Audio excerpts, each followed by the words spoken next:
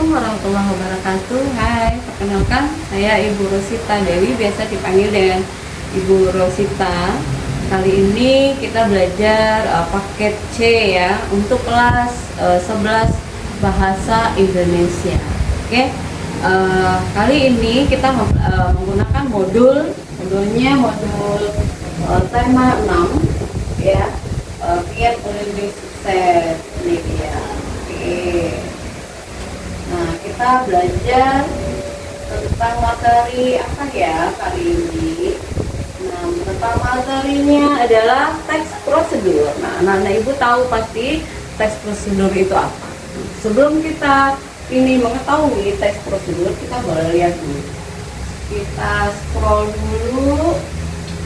Nah, kiat menuju sukses ini ada pembagiannya ya. 6 unit 1, unit 6.2 itu teks prosedur. Ini juga teks prosedur, tapi nanti mungkin berbeda. Oke, pengertian dan fungsi sosial. Kalau 6.2 itu menganalisis ya, menganalisis isi teks prosedurnya. Kalau ini mengidentifikasi dan langsung menganalisis dari kebahasaan, itu berbeda ya. 6.1 dan 6.2 pasti berbeda. Oke, kita mulai di materi selanjutnya. Nah, unit satunya tentang jalan untuk meraih cita-cita. Nah, di uraian materi membaca teks prosedur. Nah, di sini ini diberikan contoh, sebuah contoh teks prosedur ya. Kita baca teks prosedur yang berjudul 7 tips bangun bisnis dari nol sampai sukses. Jika Anda seorang pengusaha atau wirausaha, tujuan utama memiliki bisnis pasti ingin membuatnya sukses. Oke. Banyak cerita pengusaha yang memulai bisnisnya dari nol, kemudian berkembang dan sukses membangun bisnis yang besar. Nah, bagaimana cara mereka membuat bisnis yang bisa sukses? Nah, itu salah satu pertanyaan. Nah, kalau pertama dan terpenting saat memulai usaha adalah dengan membuat rencana bisnis yang memiliki fleksibilitas dan inovasi bisnis di dalam sana. Hal ini tentu saja memerlukan perencanaan yang baik dan keterampilan organisasi. Memiliki rencana bisnis yang terperinci dan menyeluruh memang sangat penting demi mengembangkan bisnis yang sedang dirinci gitu ya. Sebagai pengusaha Anda pun harus punya gairah untuk tujuan bisnis Anda. Nah, berikut tips membangun bisnis Anda menjadi sukses dan bisa dikutip dari Brown Report. Oke, nah apa tipsnya? Salah satunya adalah atur diri sendiri. Nah, jika Anda bisa mengatur diri Anda sendiri pada tahap awal, Anda pun akan mendapatkan jalan kemudahan menuju sukses. Nah, organisir diri Anda sendiri. Kita atur diri kita sendiri. Oh, kita mau ngapain ya? Gitu. Kita mengaturnya. Nah, karena ini akan membantu saat menghadapi masalah di tempat kerja. Oke. Sebaiknya biasakanlah membuat daftar pekerjaan yang harus dikerjakan. Nah, kita list satu persatu. Apa daftar pekerjaan kita yang harus kita kerjakan? Pertama, kita ngapain? Yang kedua, ngapain ya? Ketiga, ngapain ya? Itu ada langkah-langkah ya. Ada tipsnya, ada listnya. Nah, dan cek daftar yang Anda tulis. Setelah kita tulis, berarti kita harus ngecek. Nah, periksa apa saja yang sudah Anda kerjakan. Dengan cara ini akan mudah mengelola pekerjaan Anda. Sudah benar belum cara kerjaan kita? Gitu. Oke. Yang kedua, jika mendapat masalah, catat. Jika mendapat masalah, catat secara rinci. Nah, jika ada terjadi problem atau permasalahan, nah kita catat dengan rinci.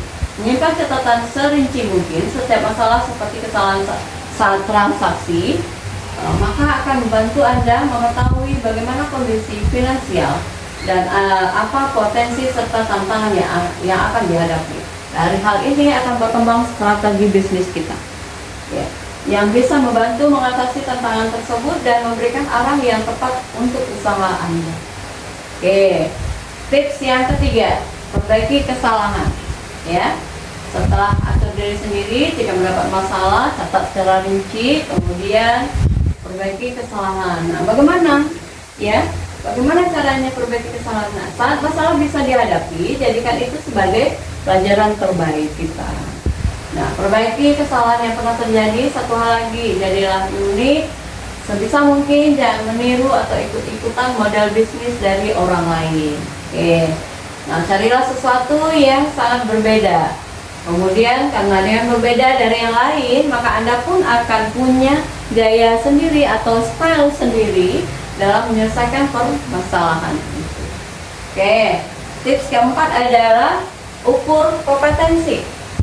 Cara terbaik kita untuk mengukur potensi adalah dengan cara mempelajari dan belajar dari pesaing Anda. Nah, dalam rangka menghadapi pesaing, belajarlah untuk mengambil risiko yang telah diperhitungkan. Nah, hal ini dapat membantu usaha Anda tumbuh bahkan dari kondisi paling buruk sekalipun.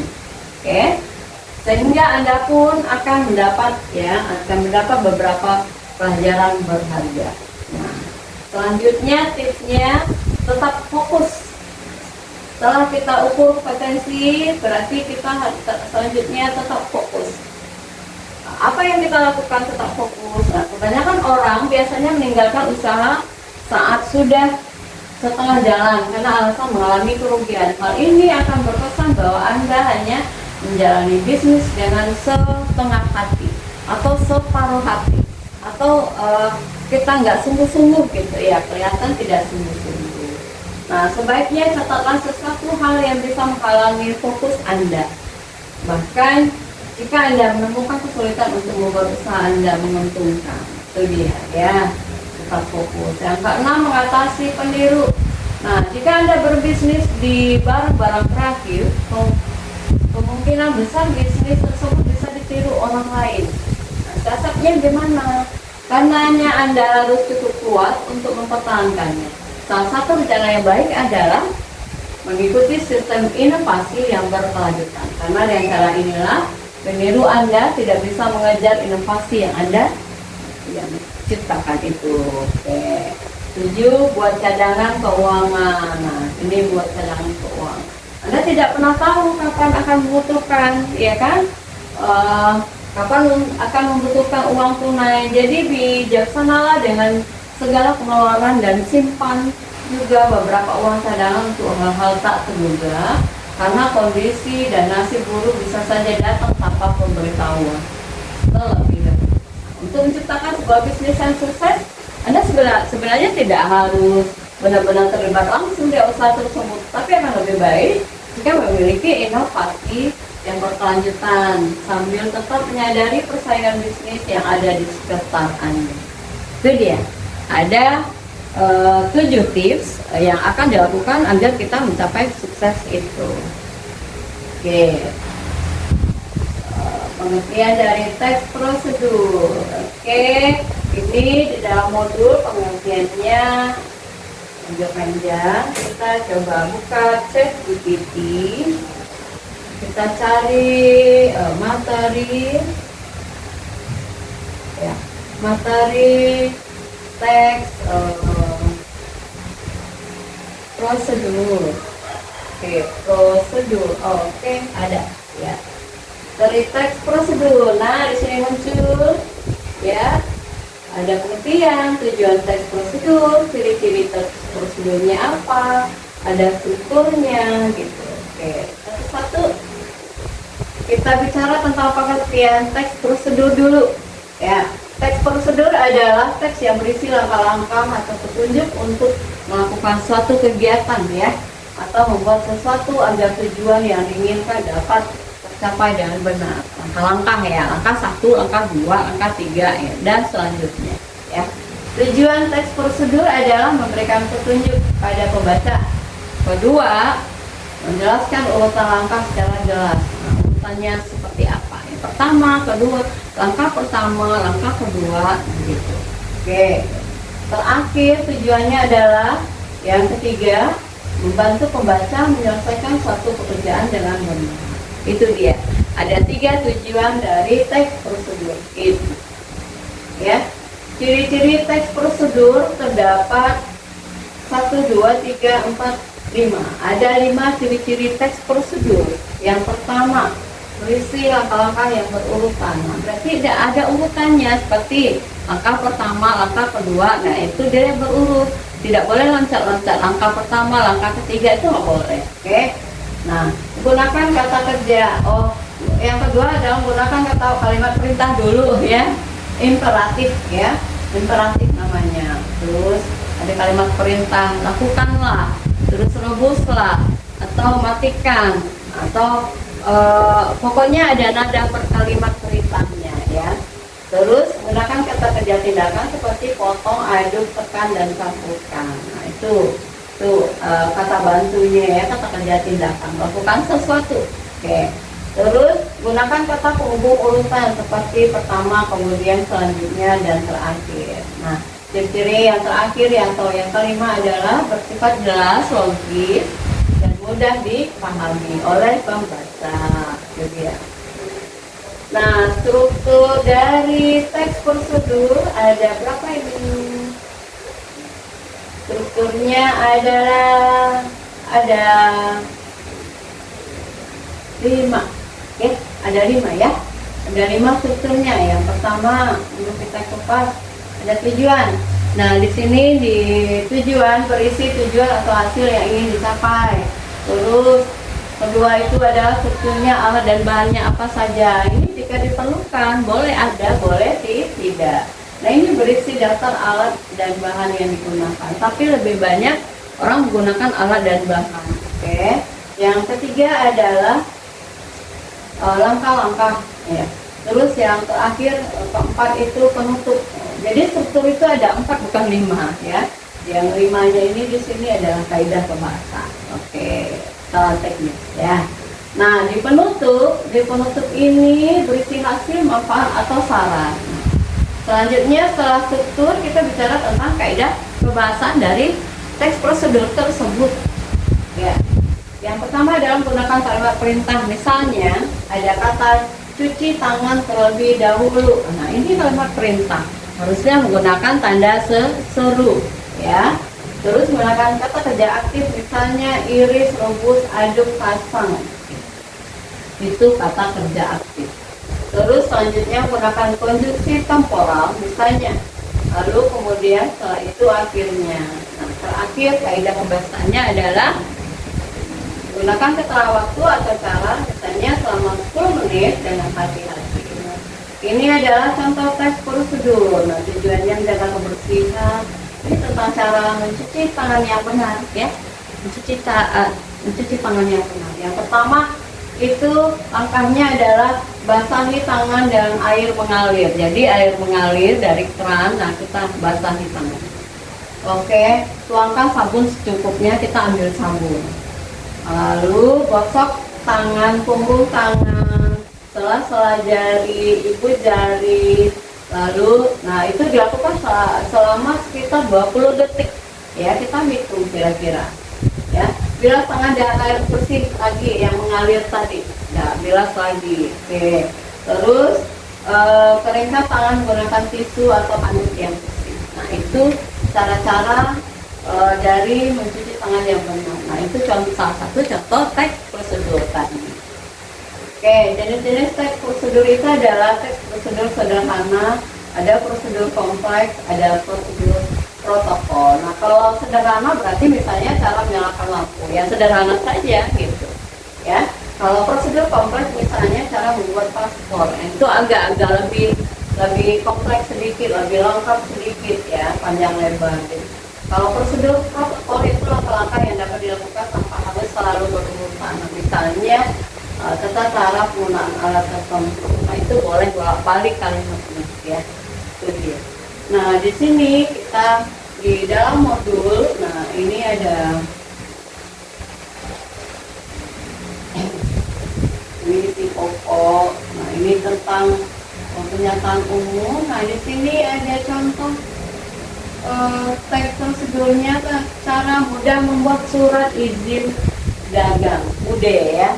Tapi sebagian orang mengatakan surat izin dagang itu susah loh, ribet loh pengaturannya kalau kita datang langsung ke kantornya. Itu ribet, harus sana dulu, ke sini dulu, ke sana dulu, pusing gitu ya. Tapi sebagian orang itu cara mudah. Nah, ini diajarkan cara mudah. Jakarta. Nah, ini cara untuk mendapatkan izin. Nih, ini bla bla bla dulu. Ini adalah pengantar ya. Terus untuk mendapatkan izin usaha sebenarnya tidak tertulis secara resmi, namun kadang ada beberapa usaha yang membutuhkan kelegalan. Untuk mendapatkan kelegalan tersebut, maka bisa dilakukan dengan berbagai cara, diantaranya dengan mengajukan permohonan izin untuk membuat usaha dari Departemen Perindustrian dan Perdagangan, atau bisa juga dengan meminta izin ke pemerintah daerah tersebut. Oke, itu salah satunya. Nah, kepemilikan dalam UD adalah pribadi atau perorangan untuk modal atau usaha yang dilakukan bisa berwujud benda. Oke. Namun walaupun tidak ada peraturan yang mengatur secara resmi, biasanya surat izin usaha dagang memerlukan beberapa surat berikut ini. Nah, pertama adalah mengajukan NPWP sendiri. Berarti kita harus mempunyai ada namanya NPWP ya. Nomor wajib nomor pokok wajib pajak ya, tuh milik kita sendiri. Terus yang kedua adalah surat keterangan domisili, berarti minta surat keterangan domisili perusahaannya gitu. Terus yang ketiga ada surat izin usaha perdagangan, SIUP namanya ya. Terus ada tanda daftar perusahaan, nah ini itu dia. Nah, ini adalah keterangannya, pemilahannya, pernyataan umum dari cara mudah membuat surat izin usaha dagang.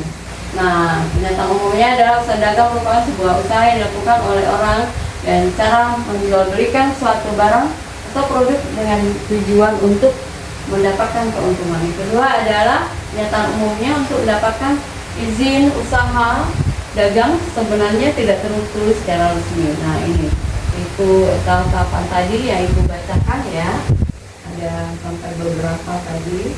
Nah, ini tentang merancang isi informasi dan teks prosedurnya.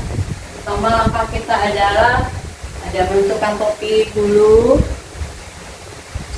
lalu setelah memilih topik, menentukan topik, kita menyusun kerangka teksnya. Nah, di sini susunlah kerangka teks sesuai dengan struktur teks prosedur ya. Ini tujuan dan langkahnya, misalnya bagaimana cara membuat sayur asem misalnya ya. Cobalah Anda buat kerangka atau rancangan mengenai topik tersebut. Nah, sayur asem gimana buatnya? Harus ada sayur apa bahan-bahannya yang lain gitu. Jadilah akhirnya sayur asem. Nah, ini topiknya nih. Topik cara membuat sayur asem. Oke, kita cari di sini contoh teks prosedur membuat sayur asem.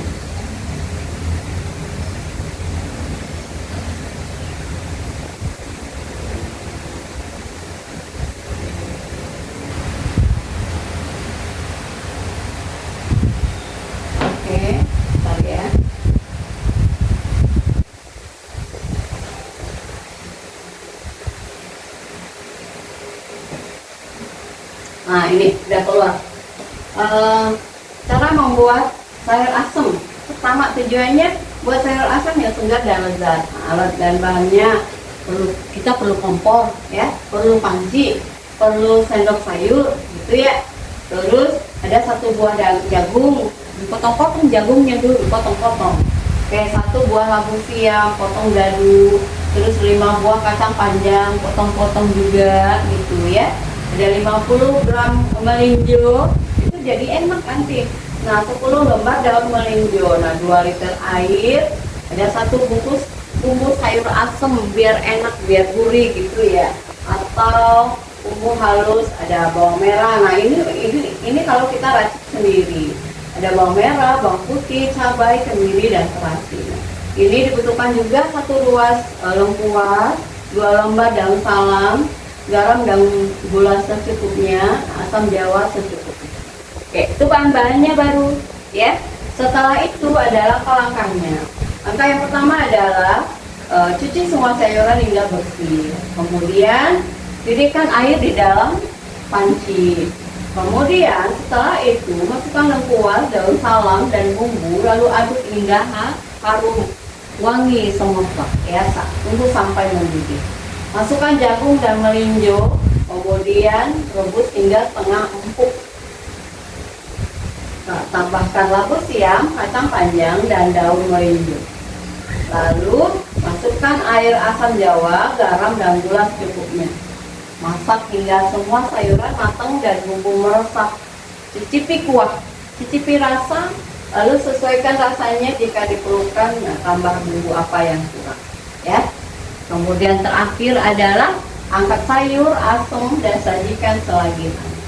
Nah, itu contoh dari langkah-langkah membuat sayur asam. Nah, di bagian penutup, sayur asam siap disajikan sebagai pelengkap nasi dan lauk. Hidangan ini memiliki cita rasa segar dengan perpaduan asam, gurih dan sedikit manis. Ada asam-asamnya dari asam Jawa ya. Itu dia. Oke. Nah, ini kalau di modul itu disajikan contoh yang ringkas saja. Kalau di ChatGPT itu secara lengkap ya, menyeluruh. Jadi anak-anak bisa paham ya kan. Nah, ini sebelum ke tugas ya, sebelum ke tugas kita boleh cari contoh lagi, contoh lain dong gitu ya, contoh lain. Nah, contoh lain, nah muncul ini ya. Kita minta contoh lain, dikasih cara membuat es teh manis. Kayaknya seger ya, seger. Tujuannya adalah membuat es teh manis yang segar untuk diminum. Alat dan bahannya 1 gelas, ada air 1 gelas ya, 1 sendok. Oh, ini buatnya pakai gelas ya, gelas, bukan gelas plastik kayaknya ini. 1 sendok gula, 1 kantong teh, 2 sendok makan. Oh, ini disediakan 1 gelas ada sendoknya. Nah, itulah bahasanya ya. 1 kantong teh, 2 sendok makan gula pasir, 200 ml air panas. Nah, es batu secukupnya. Langkahnya adalah pertama, siapkan gelas yang bersih, masukkan kantong teh ke dalam gelas. Yang ketiga itu tuangkan air panas ya. Lalu diamkan selama 3 sampai 5 menit. Angkat kantong tehnya. Nah, tambahkan gula pasir, kemudian aduk hingga larut, masukkan es batu secukupnya, terus aduk kembali hingga dingin. Nah, es teh manis siap disajikan gitu. Penutupnya adalah es teh manis dapat dinikmati sebagai minuman penyegar, terutama saat cuaca panas atau sebagai pelengkap saat makan. Oke, nah anak-anak ibu harus mengerjakan tugas ya. Setiap kali pertemuan harus ada mengerjakan tugas. Nah, tugasnya tugas 1 di sini di modulnya halaman 15 ya, halaman 15. Nah, di tugas 1 halaman 15 itu dikerjakan halaman 15 sampai ada soal pilihan gandanya, halaman 15 sampai halaman 19. Nah, ada soal esainya, ada soal pilihan ganda. Jadi anak-anak ibu harus mengerjakan tugas tersebut tepat waktu menyerahkannya. Semoga nilainya bagus semua ya. Oke, kita cukupkan sampai di sini pertemuan kita pagi ini. Kita lanjutkan nanti pertemuan selanjutnya dengan materi yang selanjutnya juga. Sampai jumpa lagi, ketemu lagi dari Ibu Rosita. Selamat pagi, assalamualaikum warahmatullahi wabarakatuh.